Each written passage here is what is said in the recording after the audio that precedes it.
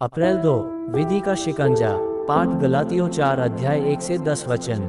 मेरा जुआ सहज और मेरा बोझ हल्का है। मत्ती 11 अध्याय 28 से 30 वचन। कोई धर्म सिद्धांत ठोस है या नहीं हम कैसे जान सकते हैं? पता करें, यह आपको स्वतंत्रता या दासता की ओर ले जाता है।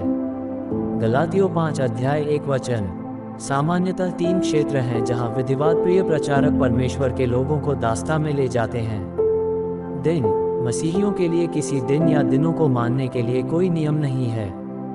जब गलातियों के विश्वासियों को दिनों को मानने संबंधी पुराने नियम की व्यवस्था को अपने मसीही विश्वास के साथ जोड़ने का प्रलोभन दिया गया, तब पौलुस ने उन्हें ये कहकर डांटा, पर अब तो तुमने परमेश्वर को पहचान लिया, वरन परमेश्वर ने तुमको पहचाना, तो उस निर्बल और निकम्मी आदि शिक्षा की बातों की ओर क्यों फिरते हो जिनके तुम दोबारा दास होना चाहते हो?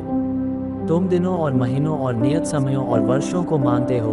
गलातियों 4 अध्याय 9-10 वचन। कुछ मसीही सोचते हैं कि पुराने नियम में सबत का दिन शनिवार था और अब रविवार है।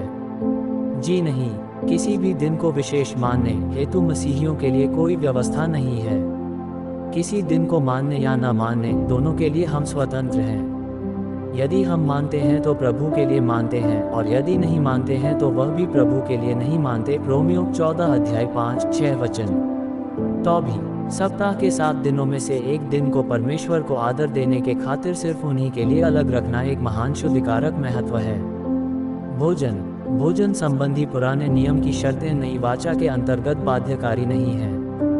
जो खाता है वह प्रभु के लिए खाता है, क्योंकि वह परमेश्वर को धन्यवाद देता है, और जो नहीं खाता है वह प्रभु के लिए नहीं खाता है और प्रभु का धन्यवाद करता है। रोमियो 14 अध्याय 6 वचन। कुछ वर्षों पूर्व एक महिला प्रचारक उठी एक प्रकाशन के साथ कि जो पुनरुत्थान में सहभागी होने की इच्छा रखते हैं उन्हें मांस या मिठाई नहीं खाना चाहिए।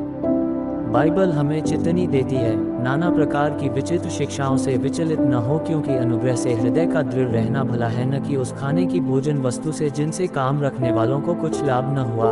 इब्रानियों 13 अध्याय 9 वचन। परिधान। प्रचलन फैशन के अनुसार पहनना बिल्कुल गलत नहीं यदि मर्यादा के अंतर्गत है। चेहरे पर लगाए जाने वाले पाउडर मात्र के किसी प्रयोगकर्ता की दृष्टि में लिपस्टिक लगाने वाली महिला भयंकर पापी नजर आ सकती है। वे ये समझने में भूल कर बैठते हैं कि जैसे पाउडर चेहरे की त्वचा में निखार लाता है, वैसे ही लिपस्टिक होठों में निखार लाता है।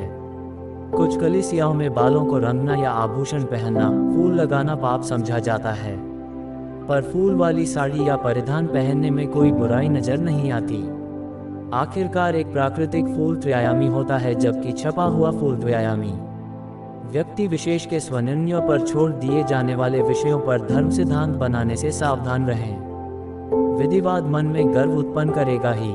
वॉचमैन नी 1903 से 1972। और ऐसे ही हर दिन का वचन सुनने और मनन करने के लिए बारली पावरी सितारा परिवार को सब्सक्राइब करें और मित्रों को शेयर करें। धन्यवाद।